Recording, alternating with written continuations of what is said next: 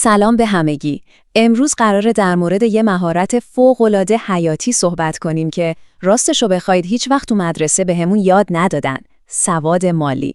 این دقیقاً همون نقشه راهیه که شما رو به سمت ثروت هدایت میکنه. پس بیایید بزنیم بریم سر اصل مطلب. تا حالا به این فکر کردین که چرا بعضی‌ها با اینکه درآمدشون تقریبا مثل شماست، انگار یه زندگی خیلی بهتر و راحت‌تری دارن؟ این سوال خیلی از ماهاست، مگه نه؟ خب، جوابش خیلی ساده‌تر از اون چیزیه که فکرشو می‌کنید. جواب فقط یه چیزه، سواد مالی. و بهترین قسمتش چیه؟ این یه استعداد ذاتی یا یه چیز پیچیده نیست که فقط برای بعضی‌ها باشه. نه، این یه مهارته، یه مهارتی که هر کسی، یعنی واقعاً هر کسی میتونه یاد بگیره. و ما امروز دقیقاً قراره همین کارو با هم انجام بدیم. خب، اینم از نقشه راه امروزمون. اول از همه میریم سراغ شکاف سواد مالی. بعدش ذهنیتمون رو در مورد پول عوض می‌کنیم. یاد می‌گیریم چطور امور مالی روزانه‌مون رو مدیریت کنیم. بعد می‌بینیم چطور برای آینده ثروت بسازیم. با جادوی سود مرکب آشنا میشیم و در نهایت اولین قدم به سوی آزادی را برمی‌داریم. خب بریم سراغ بخش اول، شکاف سواد مالی. اصلا چرا این موضوع اینقدر مهمه؟ خب ببینید، تعریف رسمیش اینه: توانایی درک و استفاده درست از مهارت‌های مالی مختلف، از مدیریت شخصی پول گرفته تا بودجه بندی و سرمایه گذاری. ولی اگه بخوام خودمونی بگم، سواد مالی یعنی اینکه با پولتون یه رابطه هوشمندانه و سالم برقرار کنید. راستش رو بخواید، این مهارت به اندازه خوندن و نوشتن مهمه. و وقتی این سواد رو نداشته باشیم چی میشه؟ قضیه فقط این نیست که پول کم میاریم. نه، عواقبش خیلی عمیق‌تره. حرف از بدهی‌های سنگینه که نمیدونیم چطور مدیریتشون کنیم، استرس و اضطراب دائمی در مورد پول و اینکه خیلی راحت‌تر تعمیر کلاهبرداری‌های مالی میشیم. اینا چیزاییه که مستقیم کیفیت کل زندگی آدم رو میاره پایین. خیلی خوب، بریم سراغ بخش دوم. اینجا جاییه که همه چیز شروع میشه. تغییر ذهنیت مالی. این جمله رو ببینید. ثروتمند شدن یک ذهنیت است، نه فقط عددی در حساب بانکی. این یعنی چی؟ حتما داستان برنده‌های لاتاری رو شنیدید که بعد از چند سال ورشکست میشن. چرا؟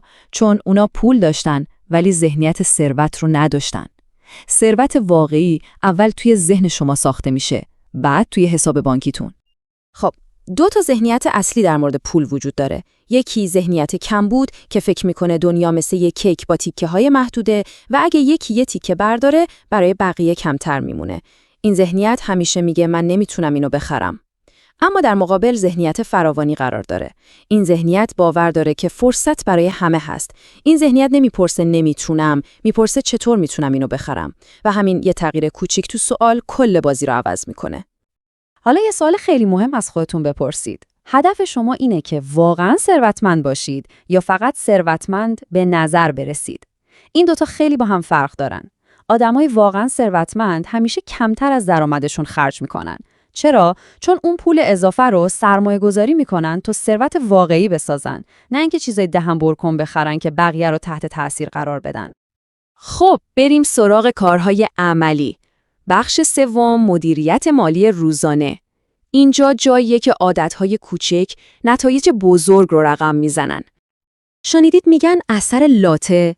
منظور همون خرجهای کوچیک و روزمره است که اصلاً به چشممون نمیاد، ولی وقتی جمع میشن یه رقم وحشتناک از آب در میان. مثلا فکر کنید یه قهوه یا یه خوراکی کوچیک که هر روز میخرید. شاید روزی 100,000 تومان به نظر چیزی نیاد، ولی میدونستید همین مبلغ سالی میشه 36 میلیون تومان؟ هدف این نیست که این لذت‌ها رو حذف کنید. نه اصلاً. هدف اینه که از این هزینه‌های پنهان آگاه بشید. و حالا میرسیم به یه قانون طلایی، یه قانون فوق‌العاده قدرتمند. اول به خودت پرداخت کن. ببینید بیشتر ماها چیکار میکنیم؟ حقوق که میگیریم اول قبض‌ها و خرج‌ها رو میدیم و اگه تهش چیزی موند پس انداز میکنیم که معمولاً هم چیزی نمیمونه. این قانون میگه این کار رو برعکس کنید. به محض اینکه حقوقتون رو گرفتید، قبل از هر خرجی حداقل 10% رو برای پسنداز و سرمایه گذاری بذارید کنار. بعد با اون 90% باقی مونده زندگی کنید.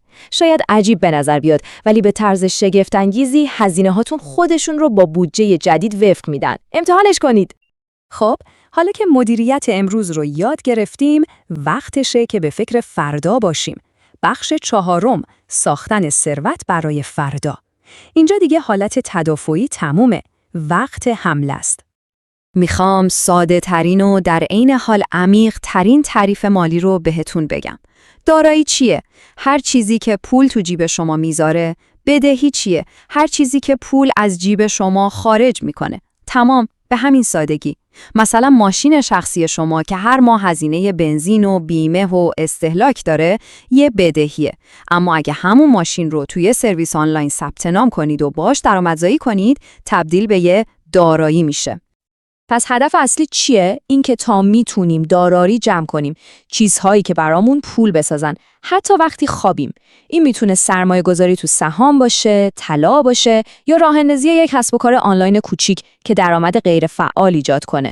و یه نکته خیلی مهم، همه تخم مرغاتون رو توی یه سبد نذارید. حتما سرمایه گذاری هاتون رو متنوع کنید تا ریسک رو بیارید پایین. و حالا میرسیم به بخش 5، بخشی که بهش میگن جادو. جادوی سود مرکب. شاید بشه گفت این قوی ترین نیروی دنیا برای ساختن ثروته. حتی آینشتین هم بهش گفته اعجوبه 8 جهان. سود مرکب یعنی چی؟ یعنی شما نه تنها از پول اولیتون سود میگیرید، بلکه از سودهایی که قبلا گرفتید هم دوباره سود میگیرید. این مثل یه گلوله برفه که همینطور که غل میخوره بزرگ و بزرگتر میشه. بیایید که این جدول قدرتش رو با هم ببینیم.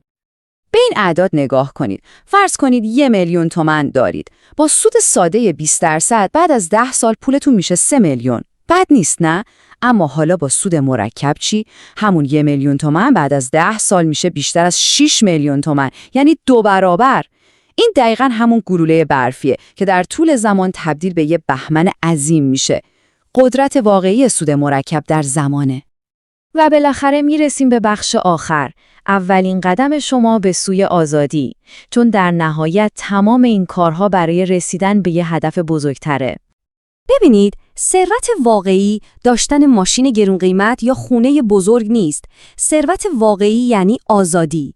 آزادی این که انتخاب کنی کی، کجا و چطور کار کنی. آزادی این که برای زمانت خودت تصمیم بگیری. این هدف نهاییه. این چیزیه که واقعاً براش تلاش میکنیم. پس اگه بخوایم کل این نقشه راه رو خلاصه کنیم، میشه این 3 قدم. اول، ذهنتون رو از کمبود به فراوانی تغییر بدید و باور کنید که ثروت برای شما هم ممکنه. دوم، با عادتهای درست مثل اول به خودت پرداخت کن، امور مالی امروزتون رو مدیریت کنید. و سوم، با خرید دارایی و استفاده از جادوی سود مرکب آینده‌تون رو بسازید. خب، حالا دیگه نوبت شماست.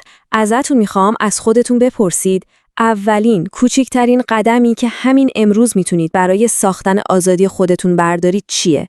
لازم نیست یه قدم بزرگ باشه، فقط یه شروع کوچیک. مهم اینه که همین امروز شروع کنید. ممنونم که تا اینجا با من همراه بودید.